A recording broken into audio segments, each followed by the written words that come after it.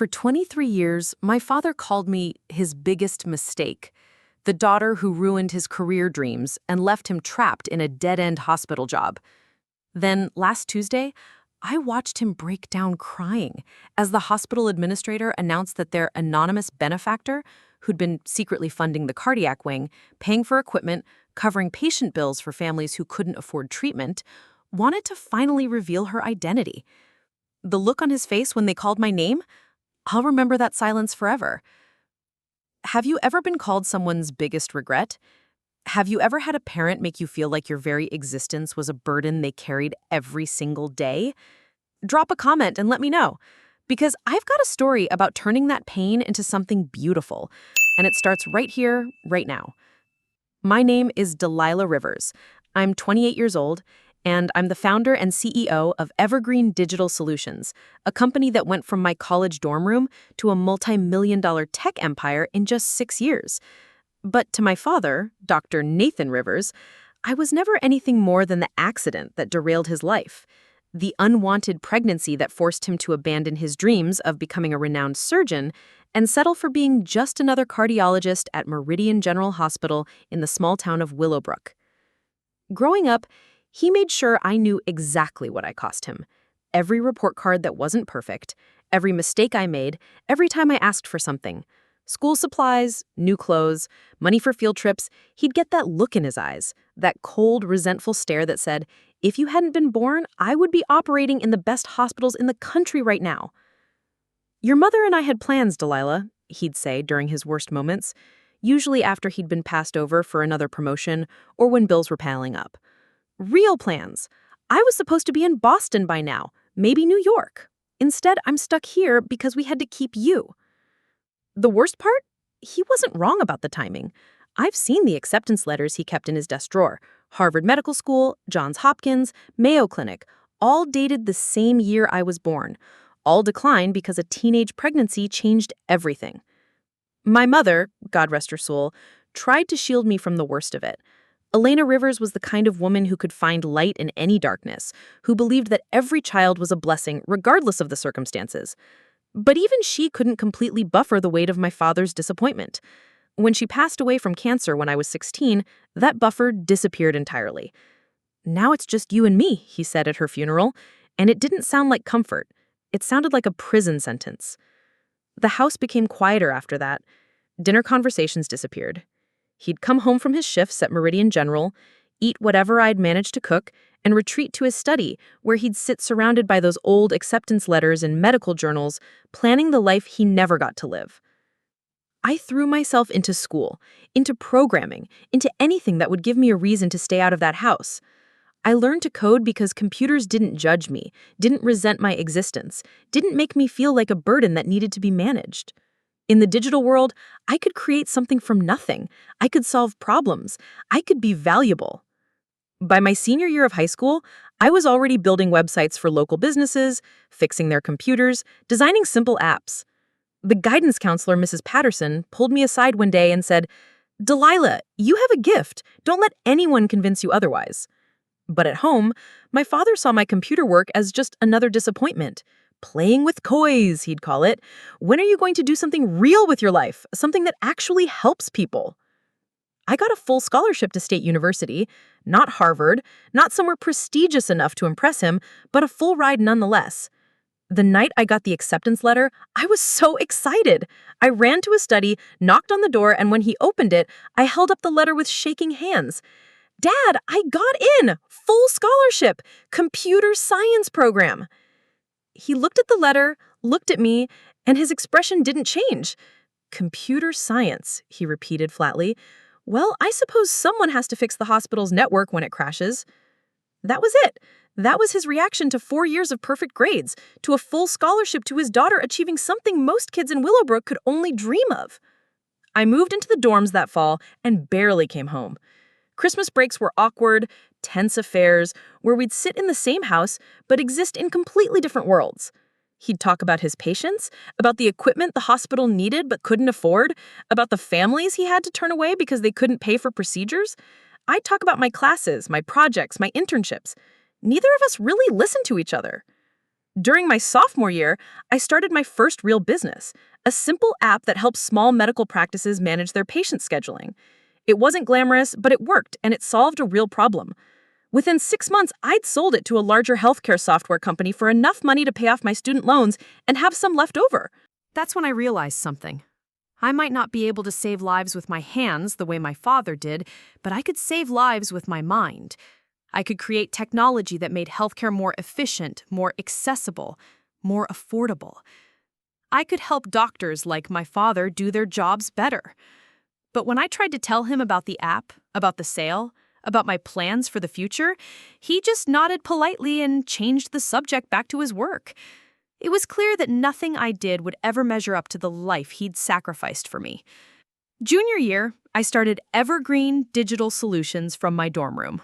The company began with a simple premise: create software solutions that made healthcare more affordable and accessible. Electronic health record systems that actually worked, billing software that didn't require a PhD to operate, telemedicine platforms that connected rural patients with specialists in big cities. The money started small, but it grew quickly. By graduation, I had 12 employees and contracts with medical practices across 3 states. By my 25th birthday, we'd gone national. By 27, we were processing millions of dollars in healthcare transactions every month, and I was personally worth more than I'd ever dreamed possible. But my father still saw me as his biggest mistake. The irony wasn't lost on me. Here I was, creating technology that was revolutionizing healthcare, making it easier for doctors to help patients, making treatments more affordable for families who struggled to pay their bills. And the one person whose approval I desperately wanted couldn't see any value in what I was doing. Last year, during one of our increasingly rare phone calls, he mentioned that Meridian General was struggling. "We need new cardiac monitoring equipment," he said, his voice heavy with frustration. "The machines we have are 15 years old. We've lost 3 patients this month because we couldn't detect complications fast enough. But the hospital board says there's no money in the budget." I researched Meridian General that night, looked at their financial reports, their patient statistics, their equipment inventory. What I found broke my heart. This small-town hospital was doing incredible work with absolutely no resources. They were treating patients who couldn't afford to go anywhere else, providing care for the county's most vulnerable populations, and they were doing it all with equipment that belonged in a museum. That's when I made the decision that would change everything. I contacted the hospital's development office anonymously, set up a trust fund, started small, paid off some outstanding patient bills, donated funds for a few pieces of equipment. But as I learned more about their needs, about the lives they were saving and the lives they were losing because of budget constraints, I got more involved. Over the past 14 months, I've anonymously donated over $2 million to Meridian General Hospital, new cardiac monitors, updated surgical equipment, a complete renovation of the pediatric wing, funds to cover treatment costs for uninsured patients, scholarships for nursing students from low-income families. I've been watching from a distance as my father's work environment transformed, listening to him talk about the miracle donations that were saving lives every day, hearing the excitement in his voice when he described the new equipment, the successful surgeries, the patients who got second chances because some mysterious benefactor believed in what they were doing. For the first time in my adult life, my father sounded genuinely happy when we talked. He was proud of his work, proud of his hospital, proud to be part of something that was making a real difference in people's lives. He just had no idea that his biggest mistake was the one making it all possible. But last Tuesday, that all changed. The hospital administrator called a special meeting. They wanted to honor their anonymous benefactor publicly, and after months of back and forth, I'd finally agreed to reveal my identity. I drove to Willowbrook that morning, my heart pounding the entire 3-hour journey. I sat in the parking lot of Meridian General for 20 minutes, staring at the building I'd been transforming from afar, gathering the courage to walk inside and face the man who'd spent my entire life wishing I had never been born. What happened next? Well, That's when 23 years of resentment, disappointment, and misunderstanding came crashing down around both of us. Are you ready to hear what it's like to watch your father realize that his biggest mistake turned out to be his greatest gift? Because what comes next will change how you think about family, forgiveness, and the power of love that never gives up, even when it's not returned. Walking through the doors of Meridian General Hospital felt like stepping back into a childhood nightmare. The same sterile smell of disinfectant and floor wax, the same fluorescent lights that hummed overhead, casting everything in that particular shade of institutional beige that made hope feel impossible. But something was different now. Everything looked newer, brighter. The cardiac wing I had been secretly funding gleamed with fresh paint and art-of-the-art equipment visible through the glass doors. I stood in the main lobby, watching the bustle of doctors, nurses, and visitors, knowing that I had helped make this possible. The new information kiosks, the comfortable seating areas, the children's play corner in the pediatric section, all of it funded by money that had flowed through anonymous trusts and foundations I'd set up across 3 different states. The irony hit me like a physical weight. Here I was, in the place where my father had always felt trapped, and I had turned it into something beautiful, something that mattered, something that was saving lives every single day. But he still didn't know. Excuse me, are you here for the donor recognition ceremony? A young woman in scrubs approached me, her badge reading Jennifer Walsh, Patient Advocacy. She had kind eyes and a warm smile that reminded me why I'd fallen in love with this place from a distance. Yes, I said, my voice barely above a whisper. I'm supposed to meet with Administrator Hartley. Oh, wonderful. We're all so excited to finally meet our mystery benefactor. Dr. Rivers talks about your donations constantly. You've completely transformed his department. He's going to be so surprised. My stomach dropped. Of course she didn't know who I was. Why would she? I'd been careful to keep my identity completely separate from these donations. My father's daughter, the family disappointment, was supposed to be a struggling tech worker in the city, not a millionaire philanthropist. Dr. Rivers, he talks about the donations? Jennifer's face lit up. Are you kidding? He's like a completely different person since the cardiac wing renovation started. We used to see him walking the halls looking so frustrated, like he was carrying the weight of every patient he couldn't help. But now, he stays late not because he has to, but because he wants to. He's been mentoring young doctors, implementing new protocols with the equipment you provided. It's like watching someone fall in love with their job all over again. The words hit me harder than I expected. In all my carefully laid plans for this moment, I hadn't really thought about how the donations had affected him personally.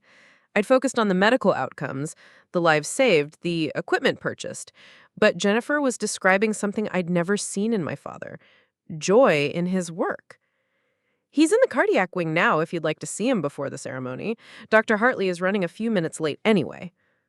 I found myself nodding, following her down a hallway that had been completely renovated since my last visit home for Christmas 2 years ago. The walls now featured warmly lit artwork instead of blank institutional paint. The nurses' station had been modernized with the latest computer systems. Even the floor had been replaced with something that absorbed sound instead of echoing every footstep like a countdown to bad news. Through the glass doors of the cardiac wing, I could see him. My father stood at a monitoring station, surrounded by 3 younger doctors who were clearly hanging on his every word. He was animated in a way I'd never seen before, gesturing toward one of the new cardiac monitors, equipment I had researched for months before purchasing, as he explained something that had the residents scribbling notes frantically.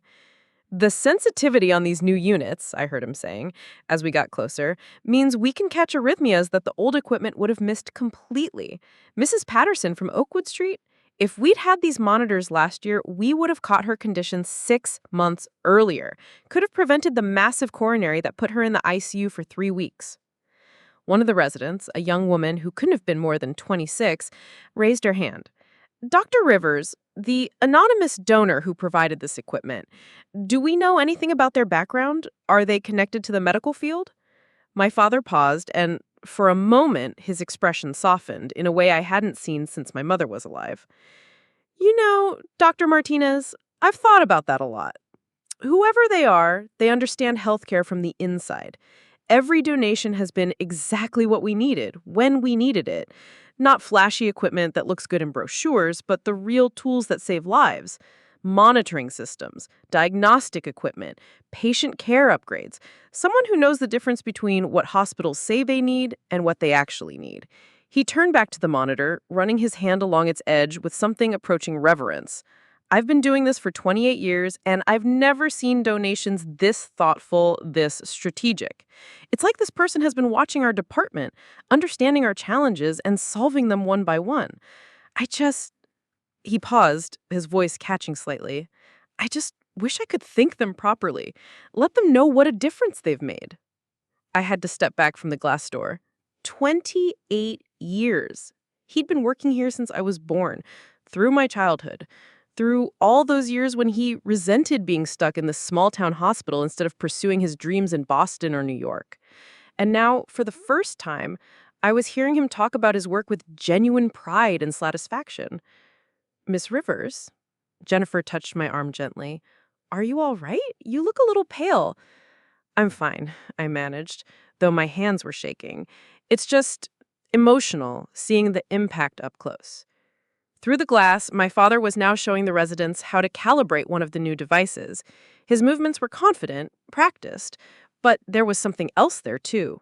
A lightness I'd never associated with him. He looked younger somehow, despite the gray that had crept into his dark hair over the past few years. He's been like this for months, Jennifer continued, following my gaze. Ever since the donations started coming in regularly, we used to have to practically force him to take breaks. But he was so stressed about the equipment failures, the patients we had to transfer to other hospitals because we couldn't treat them properly here. Now, he organizes continuing education seminars for the staff. He's written 2 articles for medical journals about small-town cardiac care, and he even started a mentorship program for pre-med students from the local college. A mentorship program. My father, who had barely spoken to me about my own career aspirations, was now actively encouraging young people to pursue medicine. The donor's impact goes way beyond just the money, Jennifer added. Dr. Rivers always says that good equipment doesn't just save patients, it saves doctors too. When you know you have the tools to do your job properly, it changes everything about how you approach your work. I watched him demonstrate something to the residents, pointing to a readout on one of the monitors I'd personally selected after researching cardiac equipment for 3 straight weeks. The young doctors were genuinely engaged, asking questions, taking notes. My father was teaching them not just how to use the equipment, but how to think like diagnosticians, how to catch the subtle signs that could mean the difference between life and death. This was the father I'd always wanted to see. Passionate, engaged, fulfilled, the father who should have existed if I hadn't ruined his plans for a bigger, better career. Except now I was realizing something that made my chest tight with a mixture of grief and hope. Maybe he'd been wrong about what would have made him happy. Maybe the prestigious hospitals in Boston and New York wouldn't have given him this sense of purpose, this connection to his community, this opportunity to be not just a doctor, but a teacher and a leader. Maybe being stuck in Willowbrook hadn't been the punishment he'd always thought it was. And maybe, just maybe, my existence hadn't ruined his life after all. It had just taken us both 28 years to figure out what his life was actually supposed to look like. Dr. Hartley is ready for you now, Jennifer said, checking her phone. The ceremony starts in about 20 minutes. Are you nervous about finally meeting Dr. Rivers? I looked through the glass one more time at my father, who was now laughing at something one of the residents had said, his whole face transformed by genuine happiness. Terrified, I whispered. But as we walked toward the administrator's office, I realized that the terror wasn't about him rejecting me or being angry about the secret donations. The terror was about something much more complicated. What if this moment of revelation changed everything? What if knowing the truth about who had been helping him somehow diminished the joy he'd found in his work? What if my gift to him, the gift of loving his job again, could only exist as long as he didn't know it came from his biggest mistake? The weight of that possibility followed me down the hallway, past more evidence of my secret influence, toward a conversation that would either heal 28 years of mutual disappointment or destroy the fragile happiness we'd both finally found in our separate worlds. Dr. Patricia Hartley's office was everything I'd expected from someone who'd been running a small-town hospital for 15 years. Medical journals stacked on every available surface, a coffee maker that looked like it had survived multiple budget cuts, and framed photographs covering one entire wall, pictures of medical staff at various hospital events, groundbreaking ceremonies, and what looked like countless retirement parties. But what I hadn't expected was to see my own face staring back at me from one of those photographs.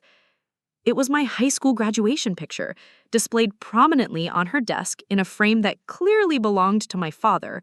The same photo he'd kept in his wallet for years, though I'd never understood why.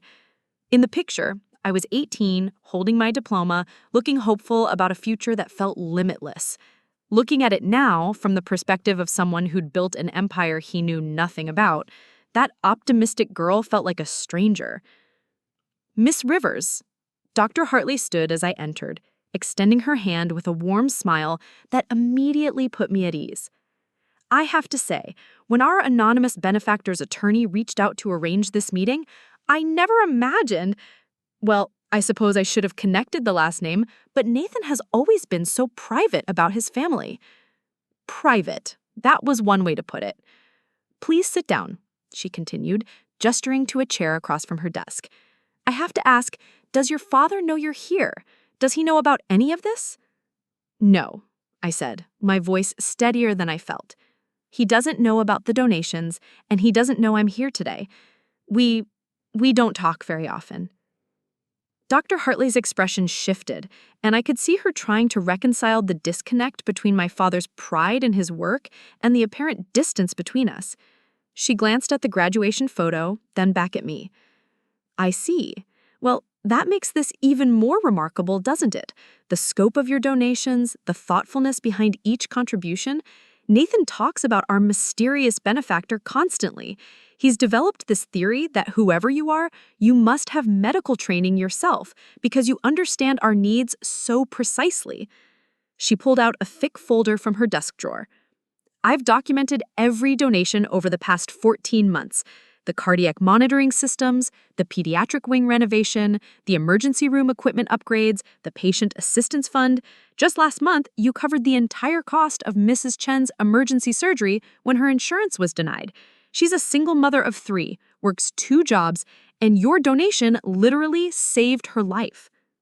I remembered Mrs. Chen's case. I'd been monitoring the hospital's patient assistance requests through the secure portal I'd set up with their billing department. When I saw her file, a woman my age, struggling to survive, needing surgery she couldn't afford, approving the payment had been the easiest decision I'd ever made. Your father was the one who advocated for her case, Dr. Hartley continued. He stayed after his shift ended, called insurance companies for hours, trying to find a way to get her approved for coverage. When that didn't work, he actually offered to take out a personal loan to cover the surgery costs himself. My breath caught. He did? Nathan has always been that way about his patients. But lately, since the donations started coming in regularly, he's been different. More hopeful, I guess. He used to get so frustrated when we had to transfer patients to larger hospitals because we didn't have the equipment to treat them properly. I've seen him come into my office with tears in his eyes, talking about families who couldn't afford the care they needed. But now? She gestured toward the window, which overlooked the cardiac wing where I'd just seen my father teaching residents. Now he talks about this place like it's the best hospital in the world. He's written grant proposals, reached out to medical schools about residency programs, even started discussions about expanding our services. It's like watching someone fall in love with their life all over again. The weight of her words settled over me like a blanket I wasn't sure I deserved. All these months, I'd been focused on the logistics of the donations, making sure the money was transferred correctly, that the equipment was ordered and installed properly, that the patient assistance fund was managed efficiently. I hadn't really considered the emotional impact on the staff, especially on my father. Dr. Hartley, I said carefully, what was he like before the donation started? She was quiet for a long moment, clearly weighing her words. Competent, dedicated, one of the best cardiologists I've ever worked with. But, she paused, glancing again at my graduation photo. Bitter, I suppose. Not toward patients, never toward patients, but toward the limitations of working in a small hospital, toward the budget constraints, toward feeling like he was constantly fighting a losing battle against inadequate resources. She leaned forward slightly, her voice dropping. Nathan used to talk about missed opportunities. Not often, and never in a way that felt like complaining, but I got the sense that he felt trapped here, like he'd made sacrifices that hadn't been worth it. He'd mentioned medical conferences he couldn't attend because we didn't have the budget for travel, research opportunities he'd turned down because he couldn't leave his patients, colleagues from medical school who were doing groundbreaking work at prestigious hospitals while he was here dealing with broken equipment and insurance denials. Each word felt like a small knife.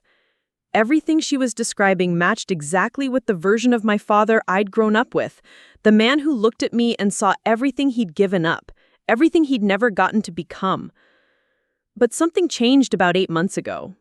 He started staying late not because he had to, but because he wanted to.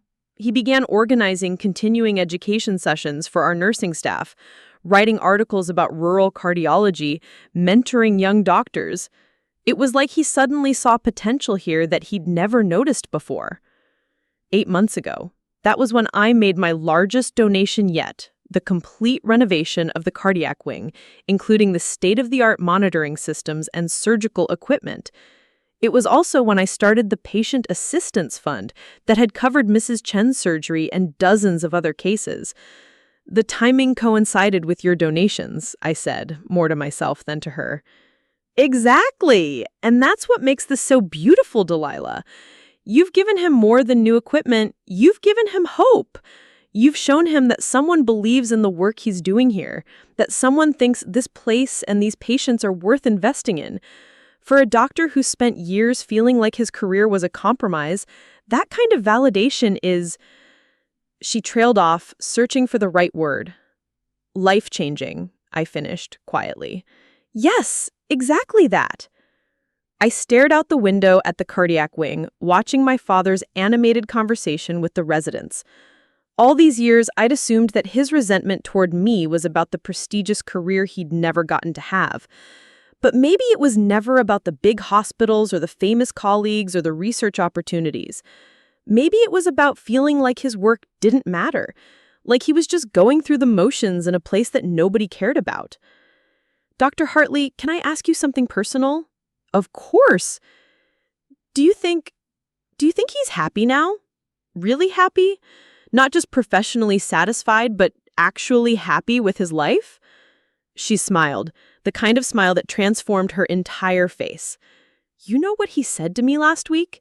He said, Patricia, I finally understand why I ended up here. When I asked him what he meant, he said that working at Meridian General had taught him that medicine isn't about prestige or recognition. It's about being exactly where you're needed most. He said he used to think he was stuck here, but now he realizes he was called here. Called here. My father, who had spent my entire childhood lamenting the choices that had brought him to Willowbrook, now believed he was meant to be here. He talks about legacy a lot these days, about the work he's doing here, training young doctors, serving this community, will ripple out in ways he might never see. He says that the anonymous donations have shown him that impact doesn't always come with recognition, that sometimes the most meaningful contributions are the ones nobody knows about. The irony was so sharp it almost made me laugh. Here was my father, finding profound meaning in anonymous generosity, while having no idea that his own daughter was the one teaching him that lesson. There's something else, Dr. Hartley said, reaching for another file. Nathan has been working on a project for the past few months. He's documenting every case where the new equipment has made a difference, every patient whose outcome improved because of the donations. He calls it the Guardian Angel Project, his way of honoring our mysterious benefactor. She opened the file and spread out several pages covered in my father's careful handwriting, patient charts, recovery statistics, before and after comparisons. Page after page of evidence showing how the donations had translated into saved lives and improved outcomes. He's planning to present this to you today during the ceremony. He's prepared this whole speech about gratitude and impact, about how your generosity has restored his faith in the power of compassionate strangers. He's been working on it for weeks. I touched one of the pages, recognizing my father's meticulous notes in the margins. This was the same careful attention to detail he'd applied to everything throughout my childhood. Homework he'd check, projects he'd help me organize, the precise way he'd arrange his medical journals on his desk at home. But I'd never seen him apply that care to something that was meant to honor another person. "Delilah," Dr. Hartley said gently, "I don't know what happened between you and your father, and it's not my place to ask.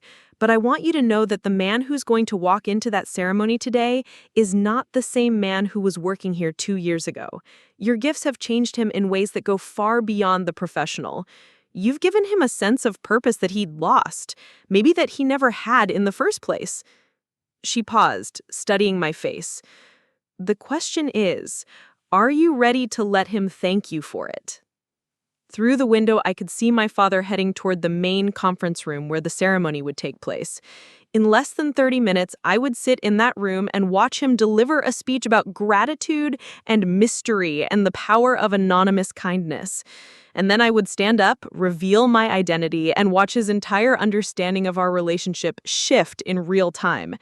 For 28 years, he'd seen me as the mistake that ruined his dreams. In 30 minutes, I would become the guardian angel who'd restored his faith in them. I just wasn't sure which version of me he'd find harder to forgive. The conference room was filling up with people I didn't recognize: hospital board members, department heads, senior nursing staff, and several local reporters. I sat in the back row trying to make myself invisible while my heart hammered against my ribs. In 15 minutes, my father would walk into this room expecting to meet a stranger. Instead, he'd find out that the daughter he'd called his biggest mistake had been quietly orchestrating the best year of his professional life. What Dr. Hartley hadn't told me, what I was discovering as I listened to the conversations around me, was just how far-reaching my anonymous donations had become in the community. The woman sitting next to me, Mrs. Rodriguez, was talking to her companion about how the new pediatric equipment had saved her grandson when he was born with a heart defect. Behind me, 2 nurses were discussing the continuing education program my funding had made possible, how it had helped them advance their certifications and improve their patient care skills. I heard the anonymous donor is someone local, someone who understands exactly what this community needs. If only they knew how local. As I sat there, surrounded by people whose lives had been touched by money I'd earned in a world my father couldn't understand, I started to piece together the full scope of what I'd unknowingly created. The donations hadn't just improved medical equipment and patient care, they'd transformed the entire culture of this place. The hospital that had once felt like a dead end to my father had become a beacon of hope for the entire region. But what they didn't know, what even Dr. Hartley hadn't fully grasped, was that every single donation had been personal for me. Every piece of equipment I'd researched and purchased, every patient bill I'd covered, every program I'd funded, it had all been my way of trying to fix something that felt permanently broken between my father and me. The cardiac monitors weren't just medical equipment, they were my attempt to give my father the tools he needed to save lives without feeling helpless. The Patient Assistant Fund wasn't just charity, it was my way of making sure he never again had to watch families choose between medical care and financial survival. The continuing education program wasn't just professional development, it was my investment in making sure he felt valued and intellectually stimulated in his work. Every donation had been a love letter I couldn't figure out how to write any other way. What made it even more complicated was what I learned about my father's financial situation over the past year. Through my research into the hospital's needs, I'd also discovered that he'd been making significant personal sacrifices to help his patients. The offer to take out a loan for Mrs. Chen's surgery wasn't an isolated incident. He'd been quietly covering medical costs for patients who couldn't afford them for years. Last Christmas, when I had awkwardly handed him a generic gift card during our stilted dinner together, he'd mentioned that he was driving an older car because the new one can wait. What he hadn't mentioned was that the money he'd saved by not buying a new car had gone to establishing a small emergency fund for patients who needed immediate help with medical expenses. I'd discovered this by accident while setting up the larger patient assistance fund. The hospital's billing department had mentioned that Dr. Rivers often made inquiries about hardship cases, sometimes offering to personally guarantee payment plans for families in crisis. When I dug deeper, I'd found evidence of dozens of instances where my father had quietly intervened to help patients who couldn't afford their care. The man who'd spent my childhood complaining about the financial burdens I'd created had been secretly giving away significant portions of his own salary to help strangers. The irony was almost unbearable. While I'd been building a tech empire and accumulating wealth beyond anything our family had ever imagined, my father had been living modestly and giving generously, finding ways to help people even when he felt limited by the hospital's resources. We'd both been trying to solve the same problems: inadequate medical equipment, patient financial hardship, the gap between what healthcare should be and what it actually was in a small town. But we'd been working on opposite sides of the equation, each of us unaware that the other was fighting the same battles. I'd been approaching it from the top down, using my business success to make large-scale, systematic changes. He'd been working from the bottom up, using his personal resources and individual relationships to help one patient at a time. Both approaches mattered, but neither of us had realized we were part of the same mission. The weight of this realization was crushing. For years, I'd assumed that my father's disappointment in me was about my career choices, about my failure to pursue something he considered meaningful. But sitting in that conference room, surrounded by evidence of his quiet generosity and deep commitment to his patients, I started to understand that his disappointment might have been about something else entirely. Maybe he wasn't disappointed that I'd chosen technology over medicine. Maybe he was disappointed that I'd seemed to choose success over service, wealth over compassion, individual achievement over community impact. From his perspective, watching me build a profitable business while he struggled to help patients afford basic care, I might have looked like someone who had all the resources in the world, but no interest in using them to help people. He'd been wrong about my motivations, but I'd been just as wrong about his. The door opened and my father walked in, carrying a leather portfolio that I recognized from his home office. He was wearing his best suit, the navy one he usually reserved for medical conferences, and he'd clearly spent extra time on his appearance. His hair was carefully combed, his tie perfectly straight, and there was an energy in his movements that I hadn't seen since I was a child. He was nervous, I realized, excited and nervous about finally meeting the person who had transformed his professional life. As he made his way to the front of the room, greeting colleagues and board members, I could see how much this moment meant to him. This wasn't just a routine thank you ceremony. This was his chance to express gratitude to someone he'd built up in his mind as a kind of guardian angel. Dr. Hartley approached the podium, and the room gradually quieted. Thank you all for being here today for this very special occasion. As you know, Meridian General Hospital has been blessed over the past 14 months with the extraordinary generosity of an anonymous benefactor whose donations have transformed not just our facility, but our entire approach to patient care. She gestured toward my father. Dr. Nathan Rivers, our chief of cardiology, has been documenting the impact of these donations, and he's prepared a presentation about how this generosity has affected our patients, our staff, and our community. Dr. Rivers? My father stood and walked to the podium, opening his portfolio with hands that trembled slightly. When he looked up at the assembled crowd, his face was radiant with a kind of joy I'd never seen before. He was nervous, I realized. excited and nervous about finally meeting the person who had transformed his professional life. As he made his way to the front of the room, greeting colleagues and board members, I could see how much this moment meant to him. This wasn't just a routine thank you ceremony. This was his chance to express gratitude to someone he'd built up in his mind as a kind of guardian angel. Dr. Hartley approached the podium, and the room gradually quieted. Thank you all for being here today for this very special occasion.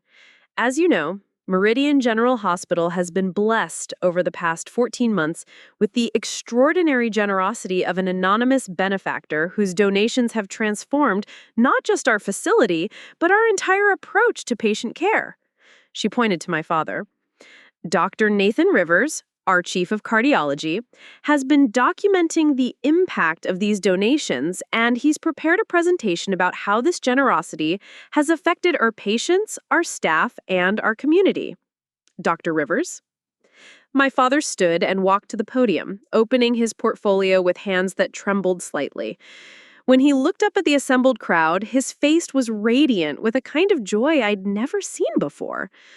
Friends and colleagues, today we have the opportunity to thank someone who has shown us what it means to give without expectation of recognition, to serve without needing credit, to make a difference simply because it's the right thing to do. He clicked to the first slide of his presentation, which showed a graph comparing patient outcomes before and after the equipment donations. Over the past 14 months, our cardiac wing has seen a 47% improvement in early detection of heart conditions, a 32% reduction in patient transfers to other facilities, and a 68% increase in successful emergency interventions. The numbers were impressive, but what struck me was the emotion behind them. This wasn't just a clinical presentation. It was a love letter to the work he'd rediscovered through my donations. But statistics only tell part of the story, he continued, clicking to the next slide, which showed photographs of patients with their families. Mrs. Chen, whose emergency surgery was covered by our Patient Assistance Fund, is back home with her 3 children. Mr. Franklin, whose heart condition was caught early by our new monitoring systems, just celebrated his 50th wedding anniversary. The Williams family, whose newborn needed specialized cardiac care, didn't have to choose between their child's health and their financial survival. Each story he told was familiar to me. I'd read these cases in the patient assistance requests, approved the funding, followed up on the outcomes. But hearing my father tell these stories, seeing the personal investment he had in each patient's well-being, made me understand something I'd missed before. This wasn't just about medical care. It was about dignity, about allowing families to receive help without feeling like charity cases, about creating a system where good medicine was available to everyone, regardless of their ability to pay. Our anonymous benefactor has taught us something profound, my father continued, his voice growing stronger with each word. They've shown us that true generosity isn't about recognition or gratitude. It's about quietly meeting needs and solving problems, because that's what compassionate people do. He paused, looking directly at the empty chair where the mystery donor was supposed to be sitting. Whoever you are, he said, and I felt like he was speaking directly to me, you've given me more than new equipment or financial resources. You've given me back my sense of purpose. You've reminded me why I became a doctor in the first place, and you've shown me that one person's compassion can transform an entire community. My hands were shaking so badly I had to clasp them together in my lap. In less than 5 minutes, Dr. Hartley would ask me to stand up and reveal my identity. My father would discover that his biggest mistake had been his guardian angel all along.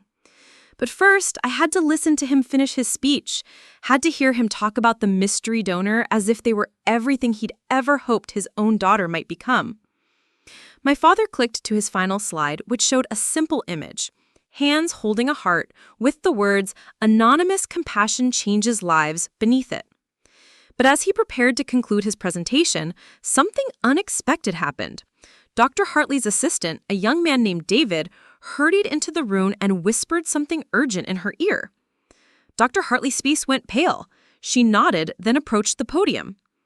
Dr. Rivers, I'm sorry to interrupt, but we have a situation. There's been a multi-car accident on Highway 9. EMS is bringing in 4 casualties, 2 of them critical. We're going to need to postpone the ceremony. The room erupted in controlled chaos as medical staff began preparing for the emergency. My father immediately snapped into action, his presentation forgotten as he rushed toward the cardiac wing. But before he left, he turned back to address the room one final time. I want our benefactor to know that this is exactly why your donations matter. Right now, we have the equipment and resources to save lives that we couldn't have saved a year ago. Thank you for making that possible.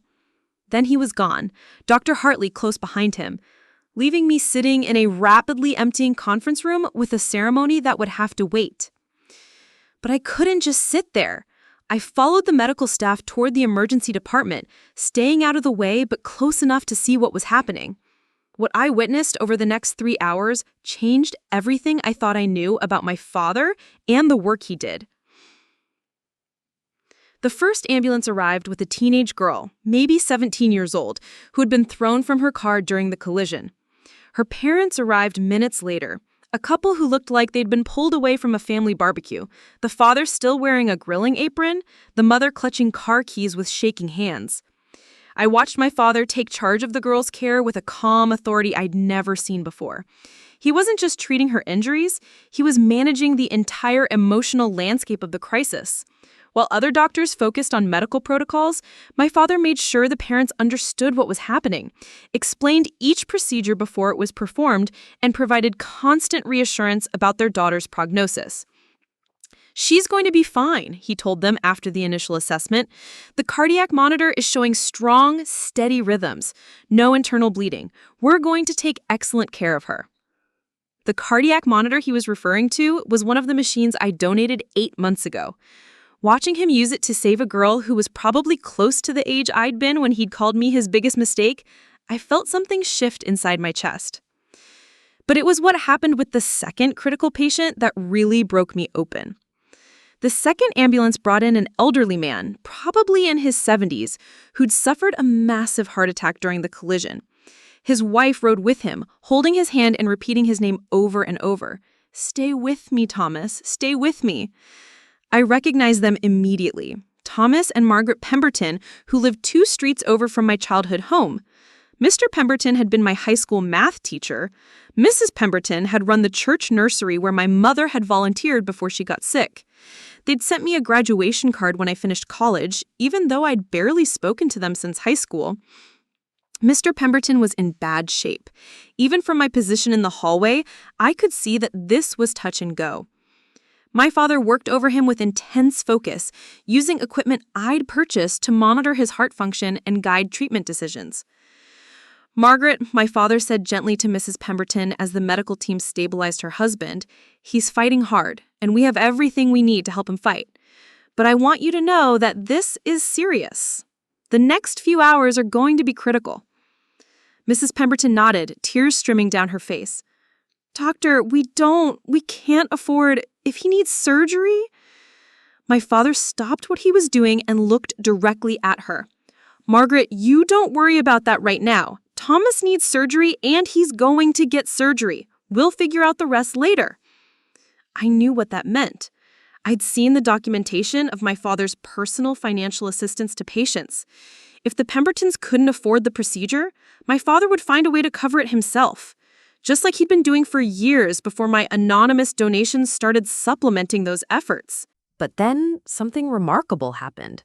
Dr. Hartley appeared at my father's side and quietly said, "Nathan, the Patient Assistance Fund can cover this completely.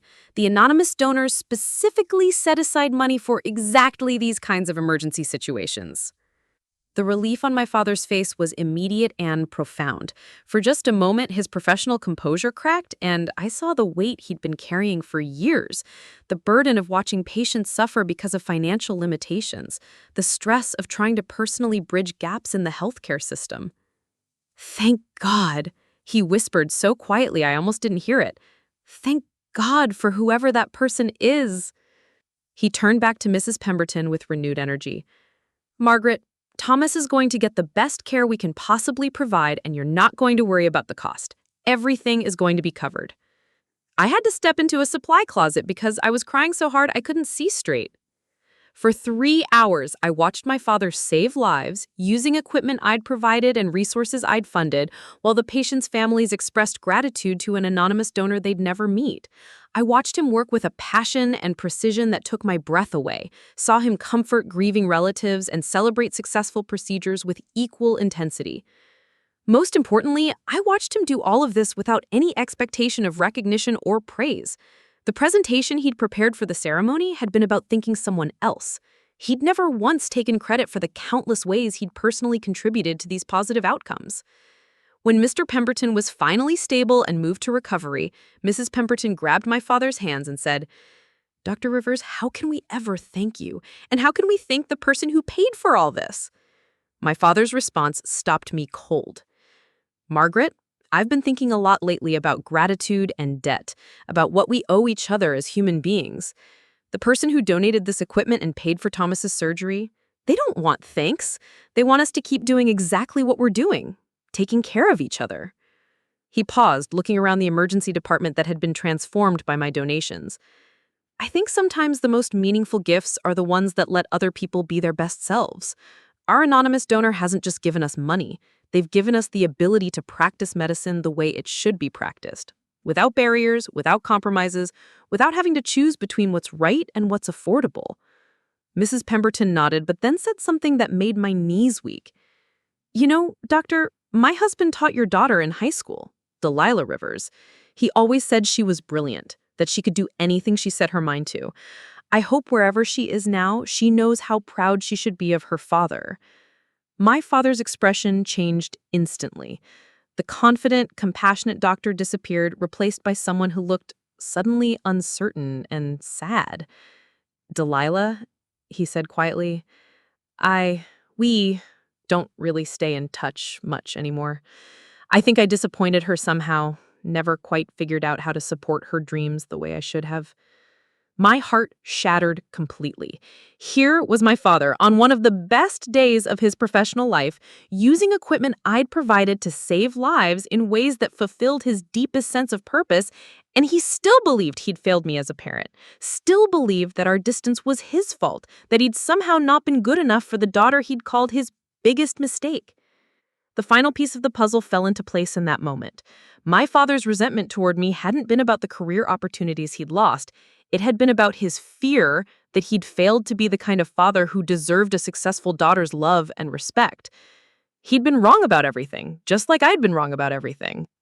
When the emergency was finally over, the ceremony was rescheduled for the following morning. I spent that night in a hotel room staring at the ceiling and trying to figure out how to reveal a truth that would rewrite both of our understanding of the past 28 years. The revelation wouldn't just be about the money I'd donated. It would be about two people who'd spent decades misunderstanding each other's hearts, each believing they'd disappointed the other, each trying to earn forgiveness for mistakes they'd never actually made. In 12 hours, I would walk into that conference room and tell my father that his biggest mistake had been the one trying to heal his wounded heart all along. I just prayed that the truth would set us both free instead of breaking us apart forever. The next morning arrived with an early phone call that changed everything. It was 6:47 a.m. when Dr. Hartley called my hotel room, her voice tight with stress. "Delilah, I'm so sorry to do this to you, but we have a problem. Someone leaked the story to the press. The local news station is already here, and apparently there's a reporter from the state paper on her way. The board is in full panic mode." I sat up in bed, instantly awake. Leaked what story? About the ceremony, about the anonymous donor reveal. Someone posted on social media last night that Meridian General's mystery benefactor was going to be identified today. Now we have reporters asking questions, trying to get interviews with staff members, digging into donation records. My stomach dropped. What kind of questions? The usual investigative stuff. How much money was donated, where it came from, whether there were any conflicts of interest. But here's the thing, Delilah. Your father doesn't know any of this yet. He came in early for his regular rounds, and he's been in surgery for the past 2 hours with Mr. Pemberton. The emergency procedure went well, but it's going to be a long operation.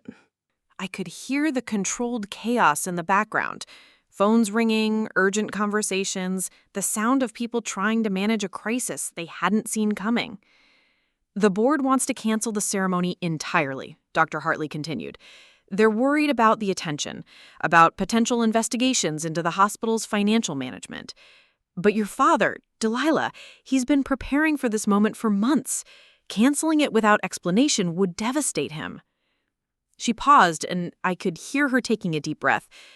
There's something else. The reporter from the state paper, Jessica Morrison, she's good at her job. Really good. She's already started asking questions about the timing of the donations, about whether there might be personal connections between the donor and hospital staff.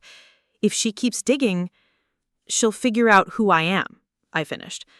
Possibly, and if that happens, the story becomes about Dr. Rivers' daughter secretly funding his department. The narrative shifts from anonymous generosity to family drama, and your father becomes part of the story whether he wants to be or not. I stared out the hotel window at Meridian General Hospital, where my father was, at that very moment, using equipment I'd purchased to save the life of my former math teacher. The irony was suffocating. Dr. Hartley, what do you think I should do? Honestly, I think you have 3 choices. 1, we cancel the ceremony and you leave town before anyone makes the connection. Your father never finds out and we tell him the donor had a family emergency. 2, we go ahead with the ceremony as planned and hope the media attention dies down quickly. Or 3, you tell your father the truth privately before the ceremony. Give him time to process it, to decide how he wants to handle the public revelation. Let him choose whether to go through with the ceremony or find another way to honor your contributions. The weight of the decision pressed down on me like a physical force. For 14 months, I'd been able to help my father from the distance, to give him the tools he needed to find joy in his work without having to navigate the complicated emotional landscape of our relationship. But now, circumstance was forcing my hand. My phone buzzed with a text message from an unknown number. Miss Rivers, this is Jessica Morrison from the State Herald. I'm investigating the donations to Meridian General Hospital and would like to speak with you about your company's philanthropic activities. Please call me at your earliest convenience. She'd already found me. Dr. Hartley, I said, my voice steadier than I felt. I need to see my father before he gets out of surgery, privately. Can you arrange that? Of course, but Delilah, are you sure about this? Once you tell him, there's no going back to the way things were. I thought about the conversation I'd heard over the night before, about my father telling Mrs. Pemberton that he thought he had disappointed me somehow.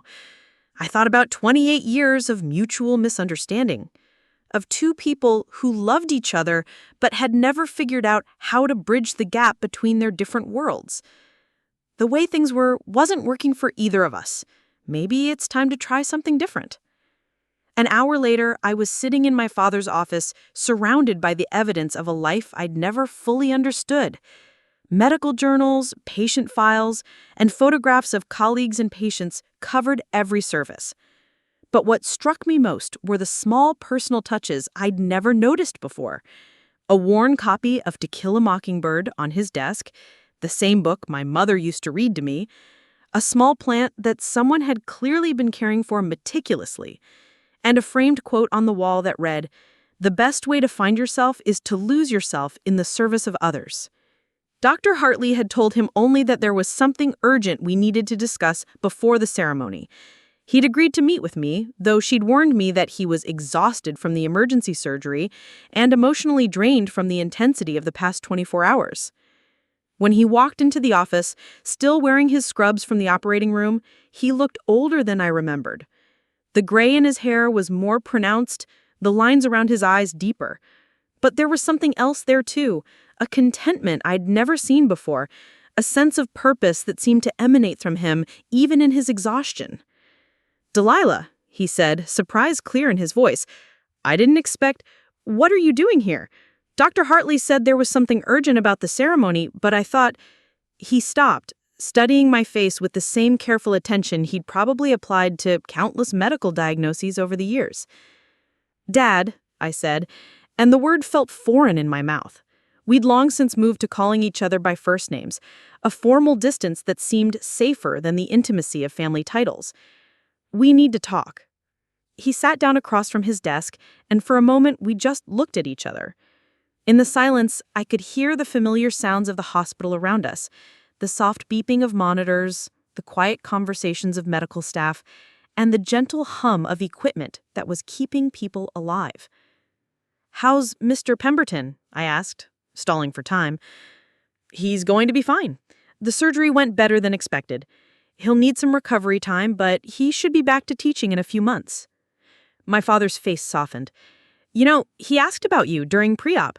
Said he always wondered what happened to the brilliant girl who used to solve calculus problems in her head. The comment hit me like a punch to the chest. He remembered me? Of course he remembered you. Delilah, you are remarkable. I know I never said that enough when you were growing up, but I always knew it. I just never figured out how to tell you without feeling like I was taking credit for something I didn't deserve. The words hung in the air between us, heavy with 28 years of unspoken regret. "Dad," I said again, more firmly this time. "The anonymous donor that everyone's been talking about, the person who's been funding the cardiac wing and the patient assistance program." I watched his face change as understanding began to dawn. The exhaustion faded, replaced with something that looked like fear. The reporter who's been asking questions figured out the connection. She knows about Evergreen Digital Solutions, knows about my net worth, knows about the timing of the donations. She's going to put it together whether we tell her or not. My father was very still, his hands folded carefully on his desk. When he spoke, his voice was barely above a whisper. "It's you. It's me." The silence that followed felt like the space between lightning and thunder, charged with electricity, waiting for the sound that would confirm what we both already knew. "For how long?" he asked. 14 months, since you mentioned the equipment problems during our last phone call." 14 months. He repeated the words like he was trying to make sense of a foreign language.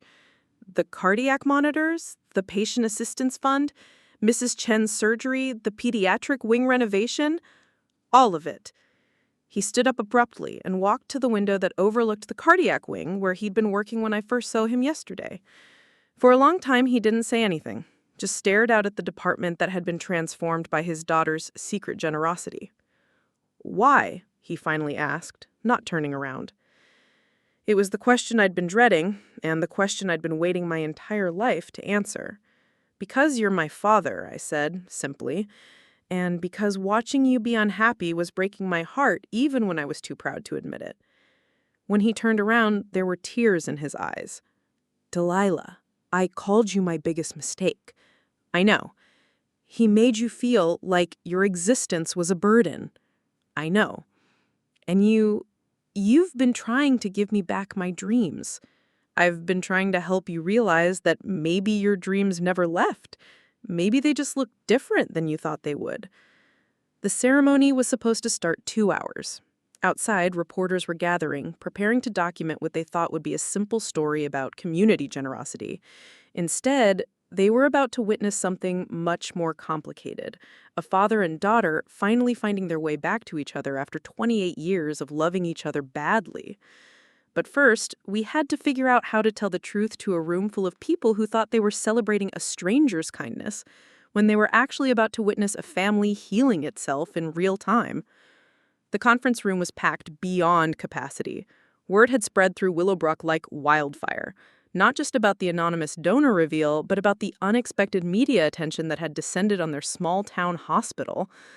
Local residents who had been touched by the donations over the past 14 months filled every available seat while television cameras and newspaper reporters lined the walls. I sat in the front row now, no longer hiding in the back. My father had insisted on it during our conversation in his office 2 hours earlier. "If we're doing this, we're doing it right," he had said, his voice still shaky from our revelation. "No more hiding, no more misunderstandings. We face this together." The transformation in him since learning the truth had been remarkable to witness. The exhaustion and emotional weight I'd seen when he first walked into his office had been replaced by something I could only describe as peace. Not happiness exactly. We were still both processing too much for that. But a kind of settling, like puzzle pieces finally clicking into place. Dr. Hartley approached the podium, and the room gradually quieted. The energy was different from yesterday's interrupted ceremony. There was anticipation in the air, but also curiosity about why the local media had suddenly taken so much interest in what should have been a routine donor recognition event. "Thank you all for being here today," Dr. Hartley began, her voice carrying clearly through the packed room. "Yesterday's ceremony was postponed due to a medical emergency, but I'm happy to report that all of our patients are stable and recovering well." A ripple of relief moved through the crowd. In a small town like Willowbrook, everyone knew someone who had been affected by the highway accident. Today, we gather to recognize someone whose generosity has transformed not just Meridian General Hospital, but our entire community's approach to healthcare. Over the past 14 months, this individual has donated over $2 million to improve our medical equipment, enhance our patient care capabilities, and ensure that no family has to choose between their health and their financial security. My father rose from his seat beside me and walked to the podium. He looked out over the crowd, colleagues, patients, community members, reporters, and when his eyes found mine, he smiled. It was the first genuine smile I'd seen from him in more years than I could count. "Friends," he began, "yesterday I prepared a speech about gratitude and anonymous generosity. I spent weeks working on it, trying to find the right words to thank someone I'd never met for giving me back my sense of purpose as a physician." He paused, glancing down at the notes he'd brought with him, then set them aside. "But today, I need to tell you a different story. A story about how sometimes the people we think we know best are the ones we understand least. A story about how love can exist even when it's buried under years of misunderstanding and hurt feelings." The room was absolutely silent now. Even the reporters had stopped taking notes, sensing that something unexpected was about to unfold. 28 years ago, I became a father, my father continued, his voice growing stronger with each word. And I'm ashamed to say that I spent most of the years since then making my daughter feel like her existence was somehow a burden I had to carry. I felt the eyes of the entire room turn toward me, but my father's gaze held mine steady. I told myself that having a child had derailed my career plans, that being responsible for her had forced me to settle for less than I dreamed of achieving. I let my disappointment with my own choices poison my relationship with the most important person in my life. Mrs. Pemberton, sitting 3 rows behind me, audibly gasped as she made the connection. I could hear whispered conversations starting around the room as people began to piece together what my father was telling them. What I didn't understand, what I was too proud and too hurt to see, was that my daughter grew up to become exactly the kind of person I'd always hoped to raise. Someone who solves problems quietly, who helps others without expecting recognition, who uses her success to make the world a better place. He gestured toward the cardiac wing, visible through the conference room's glass doors. Every piece of equipment in that department, every patient whose bills have been covered by our assistance fund, every family who has received care they couldn't otherwise afford, all of it has been possible because my daughter, Delilah Rivers, decided that her father's happiness mattered more than their complicated history.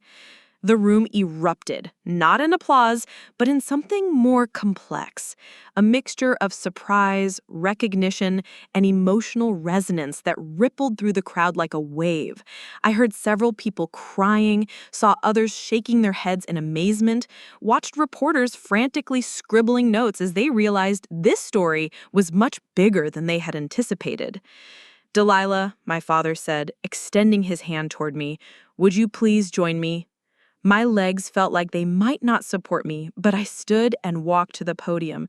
The crowd's attention was overwhelming, but when my father put his arm around my shoulders, the first time he'd touched me with genuine affection in more years than I could remember, everything else faded into background noise.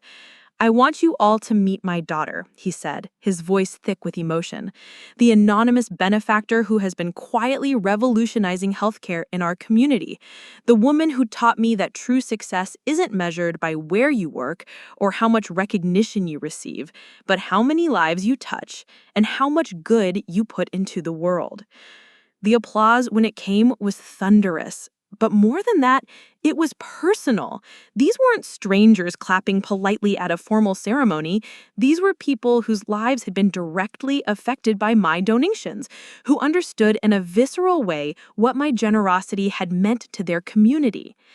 Mrs. Pemberton was openly sobbing. The teenage girl from yesterday's accident was there with her parents, her arm in a sling, but her smile radiant. I saw nurses I recognized from the cardiac wing, residents my father had been mentoring, and dozens of other faces that represented stories I'd read in patient assistance requests over the past 14 months. There's something else I need to say, my father continued as the applause died down. For 28 years, I called Delilah my biggest mistake. I let her believe that her birth had ruined my life, that every sacrifice I made for her was a burden I resented carrying. The room was silent again, hanging on every word. But standing here today, seeing what she's accomplished, understanding the depth of her compassion and the scope of her generosity, I realized something that should have been obvious from the beginning. He turned to face me directly, tears streaming down his face. Delilah, you weren't my biggest mistake. You were my greatest gift, and it took me 28 years to be worthy of receiving you. I completely broke down. 28 years of carrying the weight of being unwanted, of feeling like I had to earn love by achieving success, of believing that my very existence was something my father regretted. All of it crumbled in that moment. Dad, I just wanted you to be happy. I wanted you to love your work the way you deserve to. I wanted to give you back the dreams you thought you'd lost. You did more than that, he said, pulling me into a hug that felt like coming home after a lifetime of being lost. You showed me that my dreams were never lost. They just looked different than I thought they would. You helped me understand that being a small-town doctor who serves his community isn't settling for less, it's choosing what matters most. The room erupted again, but this time the sound was different. It wasn't just applause. It was celebration, recognition, and the kind of emotional release that happens when people witness something genuinely transformative. Jessica Morrison, the reporter who had been investigating the donations, lowered her camera and wiped her eyes. Several of the hospital board members were crying openly. Even the television cameraman had to pause to steady his equipment because his hands were shaking. Ladies and gentlemen, Dr. Hartley said, her own voice thick with emotion as she returned to the podium. I give you our anonymous benefactor, Delilah Rivers, and her father, Dr. Nathan Rivers, a family that has just taught us all something profound about love, forgiveness, and the power of quiet generosity. The standing ovation that followed lasted nearly 5 minutes. But more than the applause, more than the recognition or the media attention, what mattered was the weight of my father's arm around my shoulders and the knowledge that we had finally found our way back to each other. After 28 years of mutual misunderstanding, we were finally a family again. The transformation was immediate and visible. As the applause finally died down and people began to move around the conference room, I watched decades of tension and misunderstanding dissolve in real time. But what struck me most wasn't my own relief. It was how the revelation had changed everyone else in the room, too. Mrs. Pemberton was the first to approach us, her eyes still red from crying. She reached for both my hands and held them tightly. "Delilah, honey," she said, her voice trembling with emotion. "Thomas is going to be so amazed when I tell him. He always said you were special, that you had a gift for seeing solutions where other people saw problems. But this?" She gestured around the room, toward the cardiac wing, toward everything my donations had made possible. "This is beyond anything he could have imagined." She turned to my father, and her expression grew more serious. "Nathan, I hope you know how lucky you are. This girl, this woman, she's been watching over you and this whole community like a guardian angel." My father's response surprised everyone, including me. Instead of the formal politeness I'd grown accustomed to over the years, he smiled with genuine warmth. "Margaret, I'm just starting to understand how lucky I am. It's taken me 28 years to realize that the best thing that ever happened to me was disguised as the worst thing. I'm not proud of how long it took me to figure that out." As Mrs. Pemberton moved away, other people began approaching us. But the interactions weren't what I'd expected from a typical donor recognition event. These weren't polite thank yous or formal expressions of gratitude. These were personal connections, stories of lives touched and families helped. A young nurse named Sarah Martinez pulled me aside, her voice thick with emotion. "Miss Rivers, 6 months ago, my son needed emergency surgery. The Patient Assistance Fund covered everything. I was so scared about how we were going to pay for it, and then this miracle happened. I never knew how to thank the anonymous donor, but now—" She couldn't finish the sentence, but she didn't need to. The hug she gave me said everything. What followed was a parade of similar encounters. The parents of the teenage girl from yesterday's accident thanking me for the cardiac equipment that had ensured their daughter received the best possible care. An elderly man whose pacemaker surgery had been covered by the Patient Assistance Fund. A young mother whose premature baby had been treated in the pediatric wing. Each story was personal, specific, and overwhelming. These weren't abstract statistics about improved patient outcomes. These were real people whose lives had been fundamentally changed by money I donated almost casually, treating it as just another business expense, rather than the life-altering gift it had become for so many families. But the reactions of the medical staff affected me most deeply. Dr. Patricia Hartley approached my father and me together, her expression a mixture of amazement and something that looked like vindication. "Nathan, do you remember what you told me 6 months ago? You said you felt like someone was watching over this hospital, someone who understood exactly what we needed. You were right. Someone was watching over us. Your own daughter." My father shook his head slowly, still processing the magnitude of what had been revealed. "Patricia, I don't know how to wrap my mind around this. All those months I spent wondering about our mysterious benefactor, creating theories about who they might be, what their motivation could be. And the whole time, it was someone who had been watching you struggle and succeed for years. Someone who knew exactly what would make the biggest difference because she had grown up hearing about the challenges you faced." Jessica Morrison, the reporter who had inadvertently forced this revelation, approached us with her notebook closed and her camera lowered. The investigative intensity I'd heard in her phone message was completely gone, replaced by something much more human. "Ms. Rivers, Dr. Rivers, I came here expecting to write a story about anonymous philanthropy and potential conflicts of interest. Instead, I've witnessed something I'm not sure I have the words for." She paused, looking around the room at the continuing conversations between community members and medical staff, all of them animated by a sense of connection and purpose that was almost tangible. What I've seen today isn't just about money or medical equipment. It's about how love can exist even when it's not expressed in ways we recognize. It's about how healing can happen between people, not just in patients. She turned specifically to me. "Miss Rivers, would you be willing to talk about why you chose to remain anonymous for so long?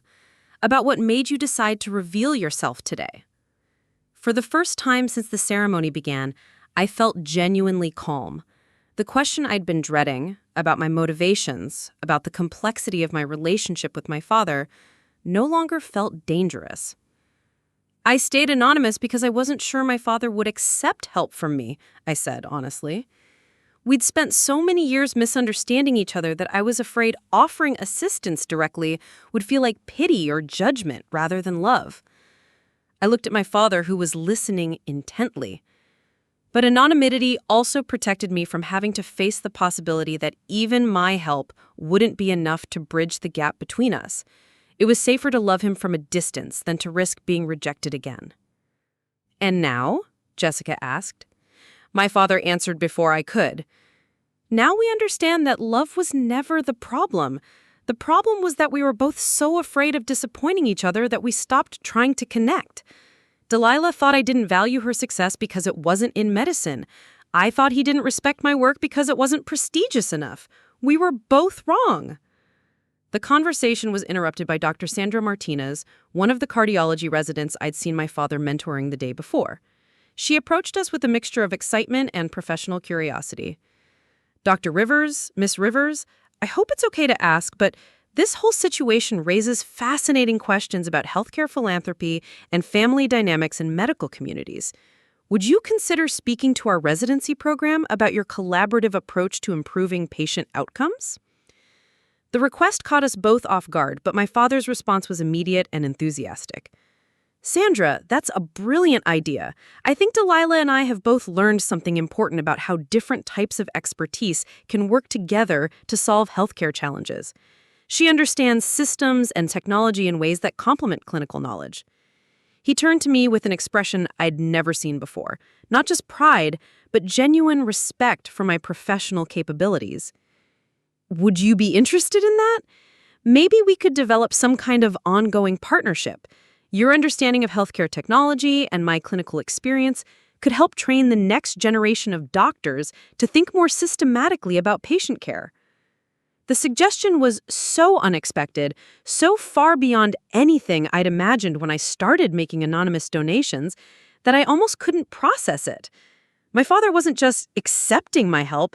He was proposing that we work together, that we combined our different skills to create something neither of us could accomplish alone. "I'd love that," I said, and meant it completely. As the formal ceremony wound down and people began to leave, the energy in the room remained electric, but it was different from the emotional intensity of the revelation itself. This felt like the beginning of something new rather than the resolution of something old. Dr. Hartley approached us one final time, holding a folder I recognized from her office. "Delilah, Nathan, I have something for you. It's the complete documentation of every donation impact over the past 14 months. Patient outcomes, equipment utilization, staff satisfaction surveys, community health metrics. I thought you might want to see the full scope of what you've accomplished together." She handed me the folder, but my father reached for it at the same time, and we ended up holding it between us. "Together," he said, smiling. "I think that's how we should look at everything from now on." As we walked out of the conference room, past the cardiac wing that started this whole journey, I realized that the ceremony had accomplished something I'd never anticipated. It hadn't just revealed the truth about the donations, it had created a foundation for a completely different kind of relationship between my father and me. For 28 years, we'd been two people who loved each other, but didn't know how to show it. Now, we were two people who understood that love could be expressed through shared purpose, mutual respect, and the recognition that our different strengths could create something beautiful when combined. The anonymous donations were over, but the collaboration was just beginning. 3 weeks after the ceremony, I found myself in an unexpected place, sitting in on the weekly cardiology department meeting at Meridian General Hospital. What had started as my father's spontaneous invitation to speak to the residents had evolved into something neither of us had anticipated, a genuine working partnership that was reshaping how both of us approached our respective careers. The meeting that morning was focused on a problem that had been plaguing small rural hospitals across the state: patient retention and transfer rates. Too many patients were being moved to larger urban hospitals for procedures that could theoretically be performed locally, but weren't due to equipment limitations, insurance complications, or staffing constraints. "The statistics are sobering," Dr. Martinez was saying, as she presented data on a wall-mounted screen, one of the new presentation systems my donations had funded. 37% of our cardiac patients end up transferred to Metro General or University Hospital, not because we can't treat them medically, but because of systemic barriers we haven't figured out how to overcome. My father nodded, but I could see him thinking beyond the immediate clinical concerns. Since our reconciliation, I'd watched him develop a broader perspective on healthcare challenges, one that incorporated not just medical expertise, but systems thinking and operational efficiency. The question, he said, is whether those systemic barriers are truly insurmountable, or whether we're approaching them from the wrong angle. Delilah, you've been analyzing our patient flow data for the past 2 weeks. What patterns are you seeing? This was still surreal for me, being asked for my professional opinion in a medical setting by my father, being treated as a valuable contributor rather than an outsider who didn't understand the complexities of healthcare. But the work itself was fascinating in ways I hadn't expected. The data shows something interesting, I said, standing to access the presentation controls. When we map patient transfers against specific procedures and timeframes, we see that 68% of transfers happen not because we lack the medical capability, but because of administrative bottlenecks that delay treatment beyond the optimal intervention window. I clicked to a chart I'd created showing patient transfer patterns over the past 18 months. Insurance authorization delays, scheduling conflicts with specialized equipment, and inter-hospital communication gaps are causing treatment delays that make transfer seem necessary when it actually isn't. Dr. Rebecca Chen, the newest resident, raised her hand. Ms. Rivers, are you suggesting that technology solutions could reduce our transfer rate significantly? I'm suggesting something more comprehensive than that. I'm suggesting that we can redesign the entire patient intake and treatment authorization process to eliminate the administrative delays that create medical urgency. I clicked to the next slide, which showed a flowchart I'd been working on for days. What if we created an integrated system that automatically initiates insurance authorizations the moment a patient is admitted? What if we had predictive scheduling that allocates equipment time based on probable need rather than confirmed procedures? What if we established direct communication protocols with insurance companies that bypass their standard bureaucratic delays for emergency situations? The room was silent, but it was the kind of silence that indicated intense focus rather than skepticism. These were medical professionals who dealt with the frustrations I was describing every single day. Dr. Martinez leaned forward. The insurance pre-authorization system you're describing, is that technically feasible? Not only feasible, but I've already built a prototype. I spent the last week working with Jennifer Walsh in patient advocacy to understand exactly how our current authorization process works, where the delays occur, and which steps could be automated or streamlined. I clicked to a demonstration screen showing the software interface I'd developed. This system integrates with our existing patient management software, automatically generates pre-authorization requests based on preliminary diagnoses, and tracks approval status in real time. For emergency situations, it immediately escalates requests to supervisory personnel at insurance companies rather than routing them through standard customer service channels. My father was staring at the screen with an expression I'd never seen before. Not just approval, but genuine amazement. Delilah, this could revolutionize how we handle patient care coordination. The time we spend on administrative tasks rather than actual medical treatment is, well, it's been the most frustrating part of practicing medicine for my entire career. Dr. Hartley, who had been observing the meeting from the back of the room, stepped forward. Ms. Rivers, have you tested the system with actual patient cases? I've run simulations using data from the past 6 months. The model suggests we could reduce average treatment authorization time from 47 hours to fewer than 6 hours for standard procedures, and from 12 hours to under 2 hours for emergency interventions. Which means, my father added, his excitement building, that patients who currently get transferred because we can't get timely authorization for treatment could be treated here, in their home community, by doctors who know their medical history and their family circumstances. The implications were sinking in around the room. Dr. Martinez was taking rapid notes. Dr. Chen was asking technical questions about integration with existing hospital software systems. Even the nursing staff members who had joined the meeting were contributing insights about workflow improvements. But it was Dr. Hartley's next question that really put my work to the test.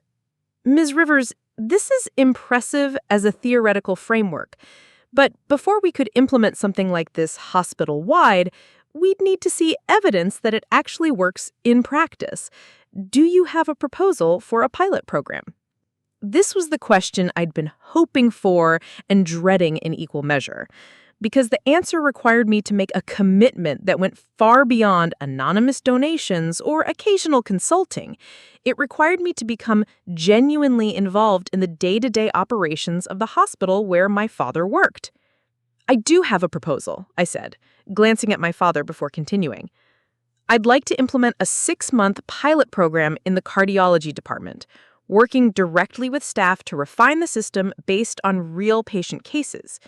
But that would require me to be here regularly, to be available for troubleshooting and system adjustments, to be genuinely integrated into the hospital's operations, rather than just providing financial support from a distance. The room was quiet again. But this time, I could feel the weight of a different kind of decision being made.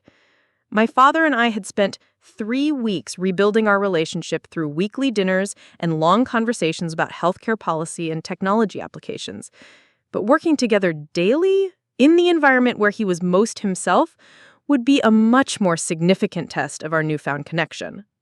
I think, my father said carefully, that would be the most meaningful collaboration of my entire career. Dr. Hartley smiled. I think the board would be very interested in this proposal. Ms. Rivers, would you be willing to present a formal implementation plan at next week's board meeting? I'd be honored to, I replied. As the meeting concluded and people began to file out, my father approached me with the folder of patient impact data we'd been reviewing together over the past few weeks. Delilah, he said, I want you to know something. What you've presented today isn't just technically impressive. It demonstrates a depth of understanding about healthcare challenges that most people in the medical field never develop, even after years of experience. He paused, looking around the conference room where we'd just spent an hour discussing complex healthcare delivery problems as professional equals. 3 weeks ago, I thought your anonymous donations were the most generous thing you could have done for this hospital. But now I understand that your money was just the beginning. Your expertise, your problem-solving abilities, your willingness to invest your time and knowledge in making this place better, that's the real gift.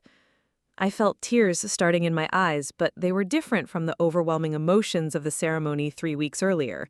These were tears of recognition, of finally being seen and valued for capabilities I'd always possessed but had never been able to share with my father.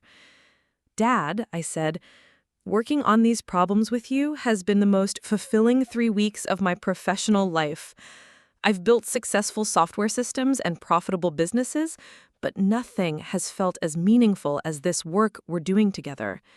He smiled, and in that expression I saw not just love but respect, the kind of professional respect I'd spent my entire career earning from clients and colleagues, but had never experienced from the person whose opinion mattered most.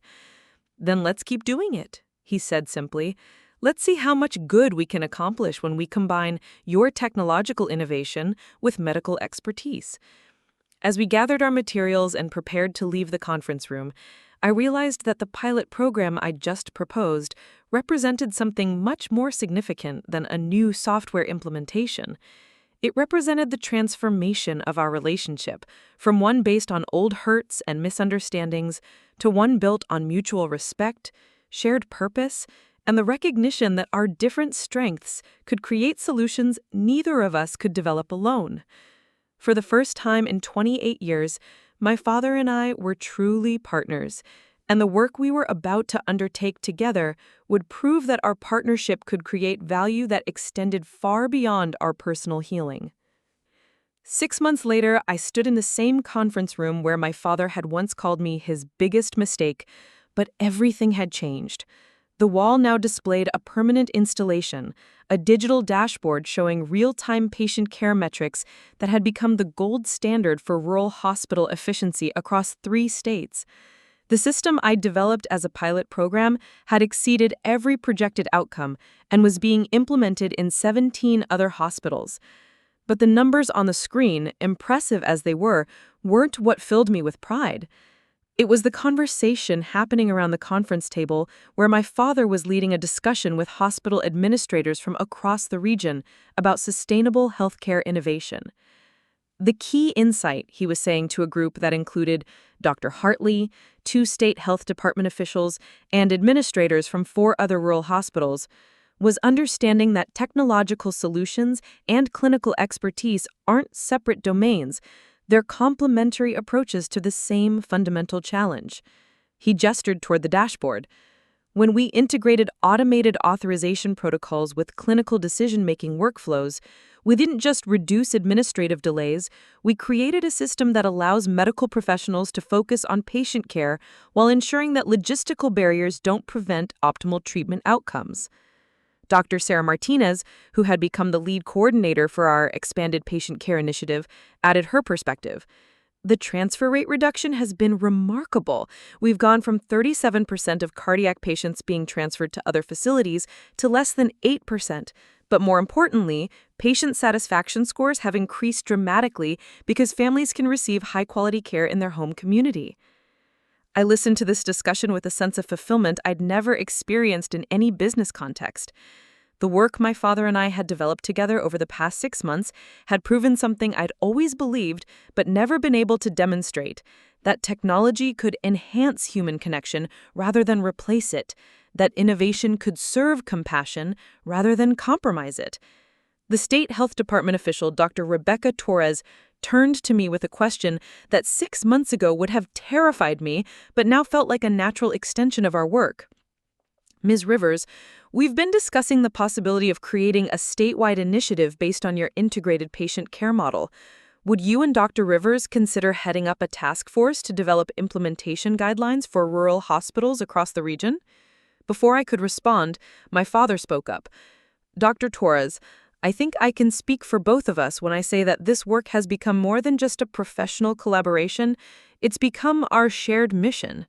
He turned to me with an expression that held everything we'd discovered together over the past 6 months: professional respect, personal love, and mutual recognition of what we could accomplish as partners.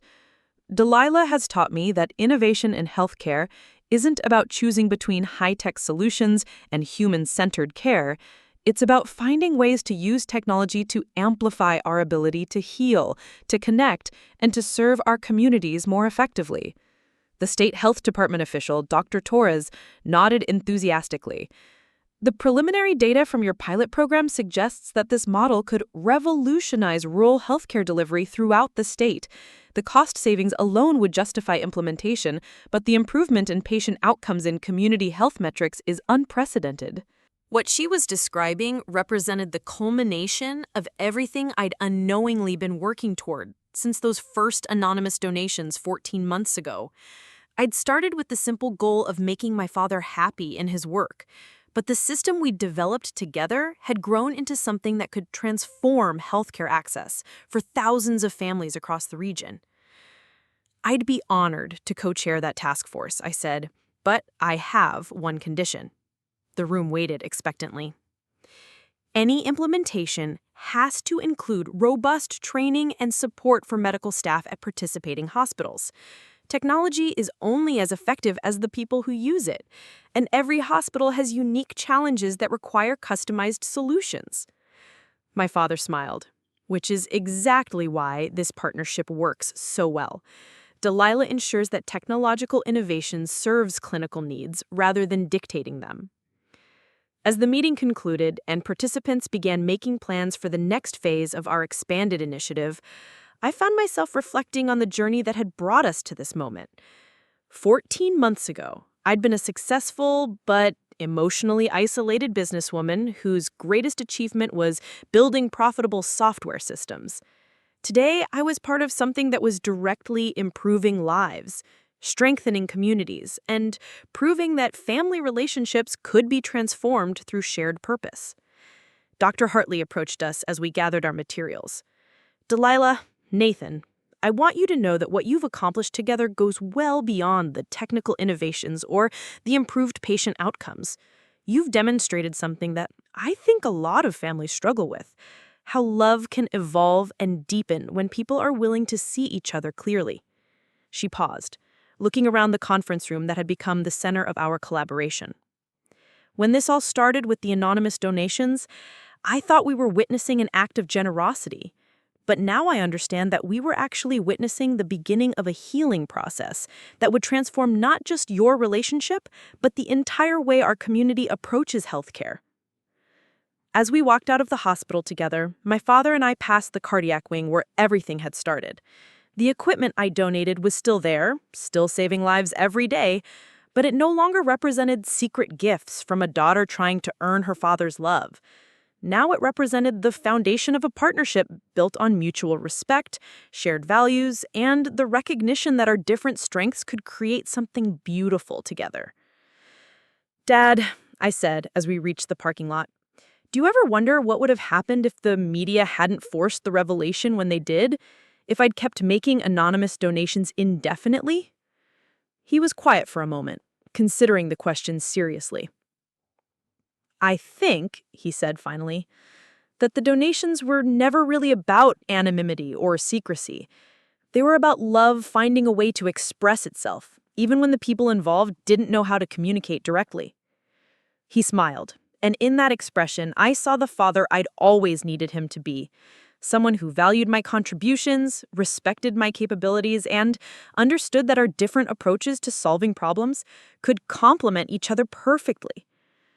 The anonymous donations brought us back together, but the work we're doing now, the partnership we've built, the impact we're having on healthcare delivery, that's what's going to define our relationship going forward. 6 months ago, I'd been my father's biggest mistake. Today, I was his partner in work that mattered more than either of us had ever imagined possible. And tomorrow, we would continue building solutions that proved love could be expressed not just through words or gestures, but through shared commitment to making the world a better place. The story that began with hurt feelings and misunderstanding had become a story about the power of forgiveness, the importance of seeing people clearly, and the miraculous things that can happen when families learn to work together towards something greater than themselves. After 28 years, we'd finally figured out how to love each other properly. And the best part was that our love was creating value that extended far beyond our own healing. It was improving lives, strengthening communities, and proving that the most meaningful success comes from combining individual talents in service of shared purpose. The biggest mistake had become the greatest gift. And the greatest gift had become a legacy we would build together for the rest of our lives.